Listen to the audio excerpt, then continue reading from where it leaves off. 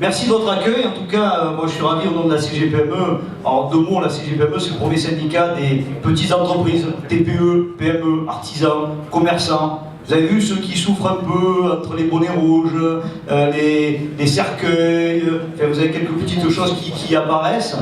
Tout ça pour traduire qu'aujourd'hui l'économie va mal. Alors ça ne vous a pas échappé, j'imagine. Alors ce soir, c'est vrai que si on est ici, c'est parce qu'on croit en cet avenir, hein, on croit en ces sujets au demeurant importants qui auraient pu être traités en leur temps. Hein. Moi, on a échangé en aparté, mais en 1967, question de faire avec l'occasion de créer cette métropole, eh bien, ça ne s'est pas fait. Sauf qu'aujourd'hui, on a une véritable chance. Avec, bon, j'essaie de positiver par rapport à tout ce qu'on a entendu, hein, parce que c'est vrai que c'est handicapant pour les salariés de la fonction publique parce qu'ils ne savent pas à quelle sauce ils vont être mangés. C'est vrai que nous, dans l'économie, on aurait aimé avoir un peu moins de strates. Je ne sais pas vous, mais nous, on aurait aimé. Par exemple, le Conseil Général. Pourquoi garder le Conseil Général alors que la métropole va être créée? Alors, on se le dit, on est entre nous, hein. Il n'y a pas de journaliste, mais la ministre nous a répondu que si elle avait supprimé le Conseil Général, le projet de métropole ne serait jamais passé. En revanche, ils l'ont un peu vidé, vous l'avez vu, de sa substance en passant des composantes, etc. Mais pour nous, ce n'est pas suffisant. Il faut aller un peu plus loin. On a entendu parler des transports, c'est ce qui a animé le collectif d'entreprise Mavine. Et jouer collectif, vous l'avez entendu plusieurs fois, c'est ce qui va nous faire gagner. Sauf que jouer collectif, c'est aussi jouer avec tout le monde. Et ce soir, moi je suis content d'être avec vous. Pour la démocratie locale, vous êtes tous des citoyens. Il faut que chacun d'entre vous, à partir d'aujourd'hui, de cet instant, soyez impliqués dans cette dynamique. Nous, chefs d'entreprise, syndicats, on y est. Avec le collectif, on est rentré, on a poussé pour la métropole. On a ouvert la porte, la loi a été votée. Mais le plus dur, le gros travail, ce qu'a évoqué notre ami le professeur, est à orchestrer. Alors, le gouvernement en a pris conscience, puisqu'il a désigné un préfet. C'est la première fois qu'on désigne un préfet pour s'occuper d'un sujet qui, au demeurant, est important hein, pour le gouvernement. Donc le préfet Terry a été nommé, et il a, depuis quelques mois, officié avec les organisations syndicales, que ce soit patron ou salariés, et quelques autres autorités au travers de commissions pour construire cette métropole. Alors là, je vous le dis officiellement, je pense qu'il faut que chacun d'entre vous alliez voir dans ces commissions de travail qui vont des transports à la jeunesse, enfin, avec des termes très énarques, et vous allez voir où je vais en venir, c'est en train de se construire dans ces commissions notre avenir. Des fonctionnaires, des hautes autorités sont en train de construire ce que va être la métropole demain. Alors moi j'y ai participé à les combats aussi. On comprend pourquoi ça ne marche pas. On comprend. Moi j'ai passé 4 heures de mon temps, au bout d'1 heure et demie je me suis levé et j'ai pris la parole, j'ai dit écoutez voilà, nous dans le monde économique le temps est précieux, là vous êtes tous entre hauts fonctionnaires, vous renvoyez le 8 à Aix, la traversée de je sais pas où pour... et on parlait de... c'était très abstrait, alors que nous qu'est-ce qu'on veut? Concret. Mes salariés travaillent habitent à Aix-en-Provence et moi j'ai mon entreprise à l'Estac. Pour rentrer et pour venir au travail, ils mettent 1 heure, 1 heure et quart, 1 heure et demie suivant les moments. On veut des plans de déplacement, on veut des projets concrets qui vont résoudre les 50 000 déplacements journaliers. J'ai découvert ça, il y en a 50 000 entre Aix et Marseille. Et ça, tout le monde le sait. Tout le monde le sait. Tous ces énarques, tous ces fonctionnaires le savent, mais pas d'aujourd'hui. Je rassure, pas d'aujourd'hui. Depuis un grand nombre d'années. Donc nous, ce qu'on dit aujourd'hui, c'est... On a les constats, on les connaît. Quels sont les moyens qu'on va mettre en place? Et donc la CGPME a demandé au gouvernement, par l'intermédiaire de certains ministres, des moyens financiers. Parce qu'on ne va pas faire ça. Vous avez noté dans les propos que tous les maires sont contre, tous les présidents d'intercommunalités autour d'ici sont contre. Donc tous ces gens qui ont des moyens financiers ne sont pas prêts à les mettre en jeu pour l'avenir de la métropole. Donc il faut qu'il y ait l'État qui mette la main au portefeuille. Bon, on a eu un petit billet, je ne sais pas si vous avez suivi, tout petit, hein, 50 millions d'euros. Je ne suis pas sûr qu'on fasse beaucoup de tranches de métro, de RER, de choses comme ça, avec 50 millions d'euros, mais c'est une première étape. Donc soyons vigilants. La société civile, il faut qu'elle soit dans ces commissions. Donc dès demain, ceux qui ont envie de partager la vision que nous avons besoin de voir pour nos enfants dans la métropole, rapprochez-vous de ces commissions.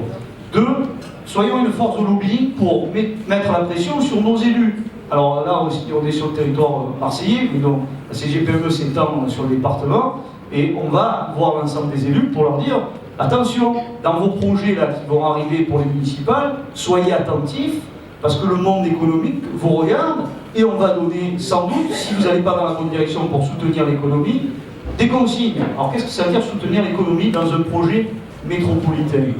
C'est déjà en parler.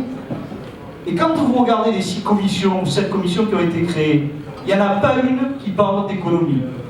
Alors, quand on parle de la difficulté aujourd'hui que vivent les entreprises, vous aussi, les collaborateurs vivent une pression fiscale qui ne cesse d'augmenter. Si on fait un projet métropolitain sans parler des entreprises qui sont ceux qui emploient, qui permettent le développement à la fois des richesses mais aussi de l'emploi du territoire, si on n'en tient pas compte, qu'est-ce qui va se passer? Eh bien, on va faire encore des schémas incohérents. Et pourquoi? Parce que à la fois les hommes politiques et parfois les hauts fonctionnaires, ils sont déconnectés de la réalité que vous vivez, que nous vivons au quotidien. Alors nous, ce qu'on a fait une petite expérience récente avec les députés et les sénateurs à la CGPME. On leur a pris la main et on les met dans les entreprises. Et là, on leur fait vivre, vous avez vu, Vie ma vie. On fait Vie ma vie d'entrepreneur. Et là, la semaine dernière, on a fait venir Avis Assoubi, que vous connaissez sans doute, et Dominique Tian, dans un commerce à côté d'ici, pour leur montrer le concret des choses.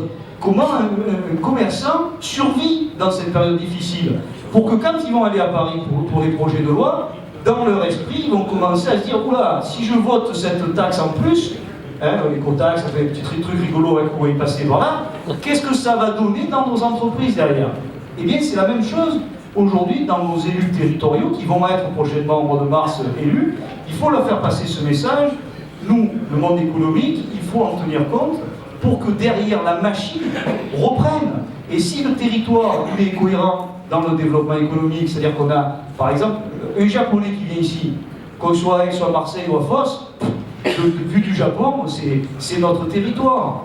Et bien déjà, si on arrive à leur faire comprendre à ces élus qu'il faut travailler ensemble, qu'il faut jouer collectif, et qu'il faut surtout, et ce qui est important dans ce qu'on a dit là, il faut associer le monde des citoyens, le monde des entreprises, le monde des syndicats salariés, pour se mettre autour de la table et construire ce projet métropolitain qui est l'avenir. Moi je vous le dis, nous pensons vraiment que c'est l'avenir qui va nous sortir notre département, en particulier, cette ère métropolitaine, des difficultés dans lesquelles on est. Quand vous avez un salarié qui habite, quelqu'un qui veut un emploi, il disait tout à l'heure, nous on a eu le cas, des gens qui étaient à Aubagne et qui voulaient travailler à Fos. C'est le parcours du combattant, c'est comme à l'époque on avait le cheval, quoi, hein, comme on monte à Paris, hein, c'est pareil. Hein. Là on est dans la même situation. Et ça, quand on voit dans le même temps qu'à Aubagne, on va dépenser plusieurs dizaines de millions d'euros pour faire un tramway qui est un site propre, juste pour... là, nous, avec notre taxe transport, on n'est pas d'accord, évidemment. Donc ça, c'est des sujets sur lesquels on est vigilant, mais on est très confiant en cet avenir parce que ça doit passer par là. Ça va résoudre beaucoup de soucis pour, bien sûr, le logement, on l'a dit, pour le transport, pour aussi la qualité de vie. Alors on parlait, il y a un sujet qui a été oublié dans ces projets de loi, c'est la mer. On est tous sur un territoire exceptionnel. Rien n'a été pensé vers la mer, tourné vers la mer, tous les métiers de la mer qui sont oubliés, la plaisance, tous ces développements, on les a oubliés. Donc dans le projet métropolitain, là aussi, il faudra l'associer. Alors c'est vrai qu'aujourd'hui, la seule chose que nous voyons tous, c'est que c'est compliqué. Alors quand c'est compliqué, il y a deux façons de faire. Soit on reste à la maison et on se dit ça va passer, c'est l'Europe, hein, vous avez vu, hein. On disait non, puis c'est venu, et puis on est là, et puis on y est.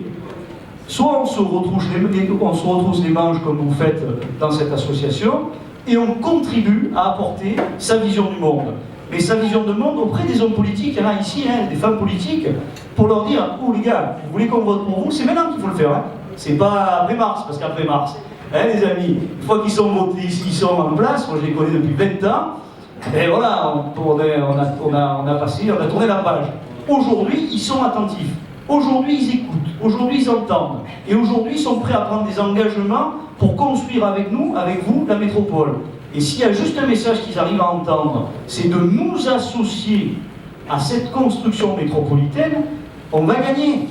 Si on le fait collectivement, on va gagner. S'ils le font tout seuls, ou si les technocrates le font tout seuls dans leur coin, on est perdu. Donc aujourd'hui, la demande, si on peut retenir ça ce soir, la demande qu'on peut formuler, c'est qu'ils reviennent autour de la table, parce que vous savez, il y en a 105, je crois, 105 qui sont contre, hein, 105 ou 109.